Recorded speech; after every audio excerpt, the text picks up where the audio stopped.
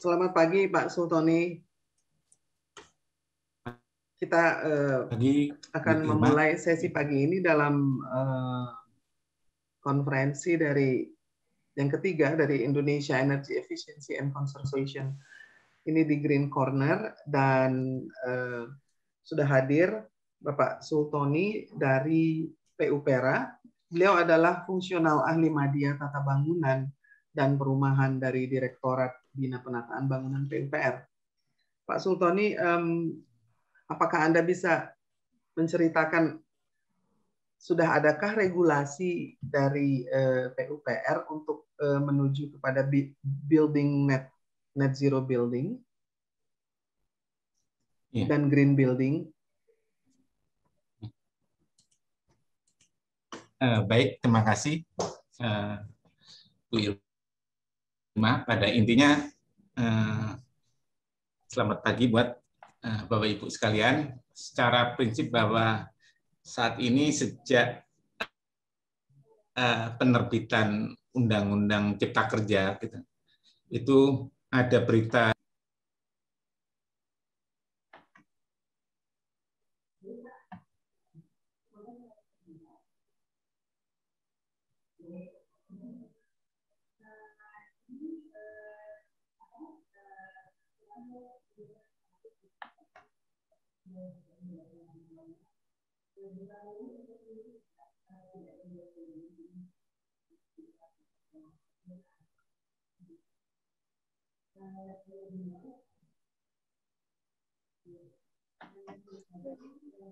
Mohon maaf, Pak.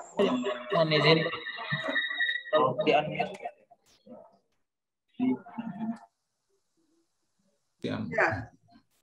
Ya, oke. Maaf. Terima kasih atas pertanyaannya, ini sangat menarik sekali bahwa pada prinsipnya bangunan gedung hijau, isu bangunan gedung hijau itu kita sudah ada sejak penerbitan Undang-Undang tentang bangunan gedung, yaitu Undang-Undang 28 tahun 2002. Nah, di dalamnya ada PP 36. Nah, dari situ ada turunan-turunan yang lain, Perpres maupun peraturan-peraturan menteri selevel menteri, dan ditindaklanjuti di tataran peraturan daerah.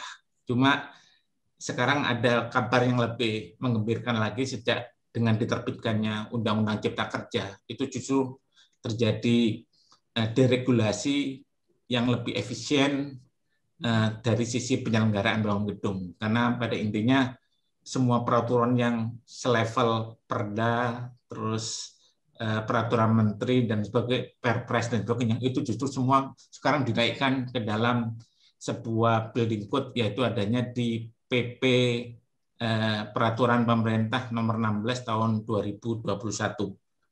Nah, PP 16 ini menggantikan PP 36 2005 tentang hal yang sama, yaitu Peraturan Pelaksanaan Bangun Gedung.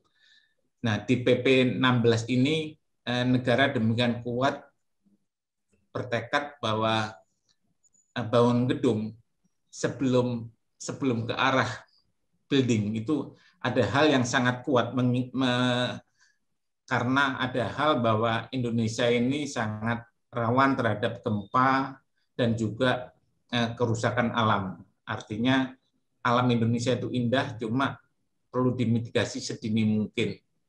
Makanya di PP ini sangat ditekankan adanya kelaikan fungsi, dan permasalahan kelaikan fungsi ini kelembagaannya pun juga akan diperkuat lagi. Nah, dari tahapan kelaikan fungsi yang nantinya dalam bentuk sertifikat layak fungsi, itu akan dasarnya berikutnya adalah tentang pemenuhan standar teknis, yaitu green building, yaitu BGH, yang aturan rating tools-nya yang di PP tadi disebutkan sebagai rating tools, di bahasanya sebagai penilaian kinerja bangunan gedung hijau. Itu negara, pemerintah menerbitkan Peraturan Menteri Pekerjaan Umum Nomor 21 Tahun 2021. Angkanya juga angka cantik. Jadi Permen 21 Tahun 21. Nah, ini permen ini menyangkut tentang penyelenggaraan bangunan gedung hijau dalam perumusan yang sangat sangat implementable dalam hal ini mengenai 11 prinsip penyelenggaraan, yaitu perumusan tentang kesamaan tujuan, pengurangan terhadap regis terhadap sumber daya alam, lahan, material, dan juga air. Termasuk juga di dalamnya adalah sumber daya manusia.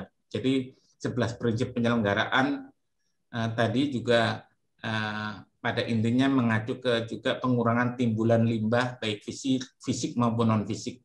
Yang keempatnya juga penggunaan kembali sumber daya yang telah digunakan sebelumnya, terus juga sumber daya hasil siklus daur ulang, recycle, terus perlindungan dan pengelolaan terhadap lingkungan maupun pelestarian, dan yang berikutnya berkenaan juga dengan keselamatan, kesehatan, perubahan iklim, dan bencana. Dan di dalam penyelenggaraan bangunan gedung hijau yang ada di Peraturan Pemerintah Nomor 16 Tahun 2001 ini, itu juga harus berorientasi pada siklus hidup, jadi life cycle dalam pemenuhan bangunan gedung hijau. Termasuk di dalamnya adalah orientasi pada pencapaian mutu yang diinginkan dan berdasarkan inovasi teknologi perbaikan berkelanjutan. Nah, semua ini ada di dalam butir-butir kriteria dari penilaian kinerja hijau ini. Saya kira demikian. Iya, terima kasih Pak Sultan. Kalau dilihat dari peraturan, tadi Bapak menyebutkan dari undang-undang dari tahun 2002, ada PP 36, lalu yang terakhir ada Permen 21 2021, dan banyak peraturan yang sebetulnya sudah cukup untuk membuat kita menuju ke arah net zero building atau green building itu. Nah, pertanyaan saya ini adalah tentu saja PUPera tidak bisa melakukannya sendiri ya Pak ya. Kalau tadi bagaimana menyangkut lingkungan, bagaimana masih banyak bangunan-bangunan komersil yang dibangun di atas resapan air misalkan, di atas danau atau di atas mata air. Nah, itu sebetulnya sudah menjadi jelas yang tadi Bapak katakan ada mitigasi di dalam rencana untuk membangun green building itu yang paling penting karena negara kita memang bukan hanya gempa tetapi bencana hidrologis itu yang paling besar ya Pak ya. Yeah. Dan dalam mengimplementasikan ini apakah PUPera harus bekerja sama dengan institusi lain dalam hal ekosistem lingkungan yang menyangkut hal yang tadi Bapak katakan, karena tata kota yang memberikan izin, lalu juga lingkungan hidup, bagaimana sumber air itu supaya tidak dirusak. Sumber air kita ini sudah 70% rusak atau hilang karena bangunan-bangunan yang dibangun di atasnya. Lalu kalau nggak salah Pak Doni Monardo pernah memberikan zona merah kepada di mana ada lempengan gempa yang dari Indonesia sebetulnya dari Sabang sampai Merauke, tetapi banyak yang di Jawa, di Jakarta dan di Lembang juga masih dibangun. Itu bagaimana ya Pak jadinya mengimplementasikan ini sementara kesalahkaprahannya sudah terjadi, dan dengan institusi yang lain bagaimana kerjasamanya Pak Sultan? Nah, ini memang sebuah pertanyaan yang bagus banget ini. Karena pada intinya setiap kebijakan dari satu sektor, dalam hal ini tentang bangun gedung, itu terkait dengan bidang-bidang lain. Kalaupun ini dari sisi lingkungan hidup, nanti di level pusat ini adalah adanya sistem komunikasi di peraturan perundang-undangan itu sendiri. Artinya di dalam kalau kita mengacu ke aturan kepemerintahan di negeri ini, itu nanti ada bahwa pelaksanaan, sekarang ada pelaksanaan bangun gedung. Kalau dulu sebelum ada PP 16 ataupun Undang-Undang Cipta Kerja ini satu negara ada 509 peraturan dalam hal bangunan gedung saja. Kita bicaranya kenapa? Kalau kita bangun, katakanlah ingin bangun gedung satu di Bekasi, itu tata aturan sebagai contoh. itu dengan sebelahnya ya, dengan Tangerang ataupun dengan DKI itu berbeda-beda. Kenapa? Karena aturan pelaksanaannya dulu diwajibkan implementasinya dalam bentuk peraturan daerah. Karena otonomi di Indonesia ini adanya ditaruh kebijakannya ada di kabupaten kota, kecuali DKI. Jadi kalau DKI itu otonominya ada di gubernur, sedangkan lainnya itu 509 itu aturan pelaksananya ada di kabupaten kota. Nah, setiap kabupaten kota itu dulu diwajibkan membuat aturan pelaksanaan tentang katakanlah yang bangunan gedung, itu ada peraturan daerah tentang bangunan gedung. Nah, itu aturan detailnya berbeda-beda.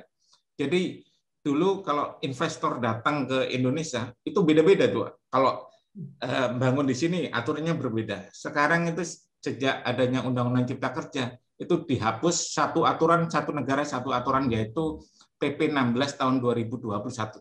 Sedangkan implementasinya nanti pemerintah kabupaten kota itu harus mengacu detail dari building code yang sudah ditetapkan, yaitu PP 16 tahun 2001. Nah, bentuk tools-nya nanti itu adalah dalam bentuk sistem informasi bangunan gedung. Jadi sistem informasi bangunan gedung ini itu mengacu ke tersinkronis dengan sistem online single submission yang ada di Kementerian Perekonomian. Jadi di mana di dalamnya itu nanti ada terkait dengan nomor induk berusaha dan sebagainya. Nah, salah satu prasyarat-prasyarat di dalam yang sudah ditetapkan oleh ILO bahwa bangunan gedung di dalam industri itu pun harus layak fungsi dan diutamakan layak fungsi, harus layak fungsi dan diprioritaskan kalau bisa green. Nah, di dalamnya itu ada sistem kita mendukung, kita membuat sebuah sistem yaitu sistem informasi manajemen bangunan gedung yang per 1 Juli nanti sepertinya akan diberlakukan secara nasional. Okay. Jadi detailnya itu bagaimana cara-cara asesmen dan sebagainya itu ada di. Jadi eksekusinya nanti adalah di pemerintah daerah yang bentuknya adalah tim profesi ahli yang dibentuk oleh bupati, wali kota dan di SK-kan. Jadi termasuk juga sistem mekanisme penyediaan tenaga kerjanya dalam bentuk kesepakatan nasional, yaitu ada di aturan tentang sertifikat kompetensi kerja yang sudah diterbitkan oleh BNSP. Saya kira demikian. Iya Pak Sultani, jadi ada PP 16 2021 ya, mengenai sistem informasi manajemen bangunan. Ya. Nah, tadi sebetulnya masih menggarisbawahi yang pertanyaan tadi, bahwa kita pahami bahwa hierarki perundangan di negeri ini masih belum beres ya kan Pak ya. Mungkin yang di dalam PP 16 lalu tiap-tiap daerah masih belum sinkron sehingga bisa berbeda atau bahkan bisa bertentangan. Nah, itu upaya apa yang dilakukan? Apakah dibicarakan dengan seluruh kepala-kepala daerah se-Indonesia atau dijadikan sebuah undang-undang yang mandatori? PP-nya itu turunannya juga bisa dilaksanakan di daerah-daerah.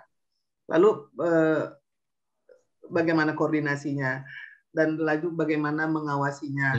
Dalam kaitan gini, saya melihat banyak bangunan-bangunan terutama industri ya Pak ya, yang dibangun dengan tidak mengindahkan sama sekali peraturan itu dan sudah terlanjur banyak gitu loh Pak. Apakah ini akan berlaku untuk bangunan-bangunan yang memang lama tetapi tidak sesuai dengan peraturan yang baru? Kalau bisa mungkin saya izin share supaya lebih clear ya ininya, boleh ya? Boleh Pak, monggo. Ya, silakan. Nah ini sebenarnya nanti per 1 Juli pada intinya setelah Undang-Undang Cipta Kerja tadi dalam bentuk PP aturan pelaksanaannya itu sudah disahkan gitu. Itu nanti pemerintah daerah sudah tidak diizinkan untuk membuat aturan turunan dalam bentuk perda. Kalau dulu perdanya masing-masing harus di ini. Nah, per ini nanti ini tampilannya ini karena masih sebelum OSS ini saya hanya menampilkan bahwa sistem tadi itu nanti siklusnya seperti ini petanya. Ada sistem informasi manajemen bangun gedung. Bahkan hari ini pun per hari ini sistem ini sudah jalan, cuma terminologinya belum berubah penuh sesuai PP karena wajibnya itu harus 1 Juli. Nah, contoh terminologi baru nanti tidak ada lagi istilah IMB, izin mendirikan bangunan, berubah menjadi persetujuan bangunan gedung. Mengapa ada persetujuan bangunan gedung? Nanti karena apa? Setiap yang membangun gedung itu harus memenuhi persyaratan teknis. Jadi persyaratan teknis ada di mana? Kalau dulu letaknya ada di perda-perda yang 509 itu. Sekarang perda-perda itu digeser, ditetapkan hanya satu aturan di negara ini, yaitu PP 16 tahun 2021. Ini peta yang dulu. Nanti berdasarkan bis dari Undang-Undang 23 tentang pemerintahan daerah dan sebagainya, bahwa nanti sistem informasi bangun gedung, ini ada SLF. Nah, sistem penyelenggaraan bangunan gedung hijau itu mengikuti alur PBG, persetujuan bangun gedung, yang dulunya namanya IMB, dan SLF, sertifikat layak fungsi. Di dalam sistemnya ini juga sangat terkait dengan online submission soal nanti dalam hal investasi dari dalam negeri maupun dari luar negeri. Saya kira ini. Nah, perda-perda ini nanti langsung aturan tentang penyelenggaraan bangun gedung dalam bentuk PP tadi. Oke. Jadi perda-perda yang peraturan yang 509 itu menjadi tidak berlaku ya Pak Sultoni ya? Iya. Jadi di satu pintu saja yang menjadi persetujuan bangunan gedung, ya. Karena memang banyak masalah dalam IMB. Saya malah bicara tahapan sebelum IMB-nya, peruntukan tanah yang kebanyakan memang kayak Jakarta saja, misalkan resapan air yang dibangun sehingga jadi banjirnya lebih banyak. Nah, itu loh Pak, bagaimana perizinan yang berhubungan dengan lingkungan yang tadi Bapak bilang harus menjaga ekosistem. Itu harus berlaku dengan peraturan baru yang berlaku 1 Juli 2021 ini ya, Pak ya. Kalau yang lama yang sudah melanggar itu tidak bisa kita berikan sanksi atau tidak bisa mengacu kepada PP 16 yang 2021 ini ya, Pak. Nah, itu nanti prosesnya ada di sini. Kalau kita lihat di sini. Nah, ini penyelenggaraan bangun gedung secara total bahwa perencanaan pelaksanaan ada persetujuan bangun gedung, terus perencanaan pelaksanaan. Nah, pada saat bangun gedung itu dengan persyaratan yang sudah ditetapkan di dalam PP tadi itu harus SLF, terutama yang tentang bangunan ini, di mana SLF itu di belakangnya itu ada sertifikasi bangun gedung hijau bagi gedung-gedung tertentu yang diwajibkan. Nah, ini nanti ada pengkajian di SLF ini. Jadi yang lama-lama katakanlah tidak memenuhi nanti akan ada kewajiban untuk retrofitting. Jadi antara layak dan tidak layak. Nanti ada kajian teknis, KT ini kajian teknis yang tidak layak, nanti pembongkaran sedang layak, nanti akan mendapat SLF yang ke N. Ini SLF yang kedua, ketiga, dan sebagainya. Ini mekanismenya yang ada di PP tadi. Nah, banyak juga pertanyaan dari masyarakat juga, ini kok ada dua aturan PBG, ada SLF, karena PBG dan SLF itu di dunia luar juga, dan juga dari sisi kalau kita belajar secara terminologi ilmu, ini kalau PBG, persetujuan bangun gedung, ini adalah sebuah pengendalian mutu, sedangkan SLF itu adalah penjaminan mutu, quality assurance. Jadi, nah di dalamnya ada Yang mengeluarkan SLF-nya ini siapa, Pak? Ya, itu Bupati Wali Kota. SLF? Bupati Wali Kota. PBG juga Bupati Wali Kota, termasuk juga sertifikat bangunan gedung hijau itu Bupati Wali Kota. Yang di dalamnya nanti ada dibantu, namanya ada tim profesi ahli yang dibentuk oleh Bupati Wali Kota, terdiri dari para profesional yang di SK-kan mewakili Bupati sebagai quality control terhadap kinerja dari profesional, yaitu konsultan kontraktornya.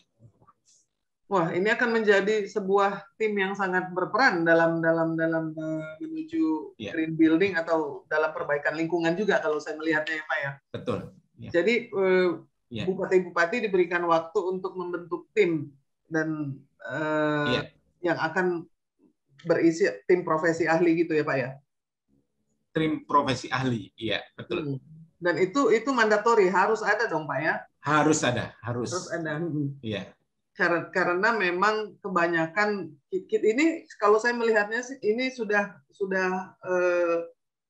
kelihatan alurnya bagaimana bisa memeriksa, bagaimana bisa ada konsultasi penerbitan. Jadi alurnya itu sudah bagus. Pertanyaan saya, siapakah yang akan memonitornya dan dalam hal ini peran dari PUPera bagaimana Pak? Nah, yang memonitor itu pada intinya nanti ada banyak asosiasi profesi ahli, masyarakat ahli di dalam ini. Itu basicnya ini. Bisa memonitor di dalam sistem informasi bangun gedung. Sekarang pun hari ini bisa dibuka ini www.simbg.pu.go.id. Di situ udah bisa dimonitor langsung. Artinya pemohon juga sekarang udah lewat handphone itu sudah bisa mengajukan PBG maupun ataupun yang dulu disebut IMB, termasuk juga SLF, termasuk juga nantinya adalah permohonan bangunan gedung yang versi negara ini. Karena bagaimana juga kenapa sertifikat bangunan gedung ini negara membuat aturan soal sertifikasi penilaian kinerjanya, karena ini adalah kewajiban negara untuk memfasilitasi masyarakat sesuai dengan amanat yang ada di Undang-Undang Bangunan Gedung maupun yang ada di pembukaan Undang-Undang Dasar 45 bahwa negara itu harus hadir dalam hal pemenuhan hajat hidup masyarakat. Saya kira demikian. Ya, baiklah. Ini yang terakhir. Jadi banyak optimisme yang terlihat dalam penyelenggaraan SLFPG yang baru dan dalam PP 2021 nomor 16 ya Pak ya? Ya, 16. Yang baru ini. Nah, saya juga bahagia mendengarnya bahwa ahli berarti publik atau masyarakat juga bisa memonitor karena ada transparansi yang bisa dilihat oleh semua pihak ya mengenai gedung-gedung yang akan dibangun ya Pak ya. Iya, iya betul. Jadi Bapak mengatakan itu bahwa transparansi ini yang akan sebetulnya membantu pekerjaan Bapak menjadi lebih ringan ya. Betul. Iya, iya. Oke. Dan jadi, di dalam pelaksanaan sampai ke ujung di ujung sistem itu kan tim profesi ahli itu terdiri dari para profesional yang ditetapkan oleh Bupati Wali Kota berdasarkan SK dan tata cara apanya itu sudah diatur detail di dalam PP 16 tahun 2001 tentang penyelenggaraan peraturan teknis untuk penyelenggaraan Undang-Undang Bangun Gedung. Artinya itu kalau di print PP itu kalau di print ada 6 rim, ada 600 halaman. Bayangkan kami menyusun semua dulu yang aturan-aturannya hanya berupa peraturan menteri, peraturan presiden ditarik ke dalam PP. PP ini adalah sebuah aturan yang hanya di bawahnya undang-undang. Artinya Building Code Indonesia ini sekarang dalam posisi yang sangat ideal, betul sekali. Nah. Ada jurus pamungkas di dalam PP 16/21 untuk yang akan datang lebih baik, juga membenahi kekusutan atau kesalah urusan di masa lampau yang bisa diakomodir dalam betul PP sekali. tersebut ya Pak. Itu yang pertanyaan saya. Karena kebanyakan masyarakat juga seringkali dirugikan ketika ada satu bangunan yang dibuat tetapi menurut para ahli layak dibangun, tetapi kemudian lingkungannya menjadi banjir atau airnya menjadi rusak. Nah itu yang menurut saya harus ada ruang bagi komunitas atau masyarakat juga untuk diperhatikan haknya dalam pembangunan building atau baik industri atau komersil ya Pak. Terus, Jadi sudah benar sekali. Ya. Ya, Baiklah. karena bagaimana juga tata soal kelaikan fungsi bangunan gedung ini adalah pondasi dari green. Green tanpa kelaikan itu impossible menurut dari sisi aturan struktur. Karena bagaimana juga betul sekali. Betul. Jadi kalau ada bangunan walaupun layak bangun tetapi dia merusak mata air, sumber air atau menjadikan lingkungan sekitar menjadi banjir, maka secanggih apapun dan smart apapun bangunan itu menjadi tidak layak ya Pak ya. Lalu harapan Pak Sultan bagaimana dengan PP 16/2021 ini? Mari kita kawal bersama, terus bersinergi bersama, karena ingat bahwa bangun gedung ini adalah sesuatu yang fundamental bagi manusia. Kita hidup selama 24 jam, itu 22 jam itu ada di dalam bangunan gedung. Dan ingat, Tuhan tidak pernah membunuh manusia dengan gempanya, tapi yang melakukan itu bangunan gedung yang tidak layak fungsi dan tidak hidup buatan manusia itu sendiri. Ya. Baiklah, jadi berarti mitigasi sangat berperan dalam hal ini ya. Pak Sultan, Sahara terima kasih banyak sudah berpartisipasi di Green Corner, dan mudah-mudahan kita akan jumpa lagi karena pasti banyak yang bisa kita bahas mengenai bagaimana menuju green building dan juga net zero building ya Pak ya. Terima kasih banyak dan sampai jumpa lagi. Assalamualaikum warahmatullahi wabarakatuh. Waalaikumsalam warahmatullahi wabarakatuh.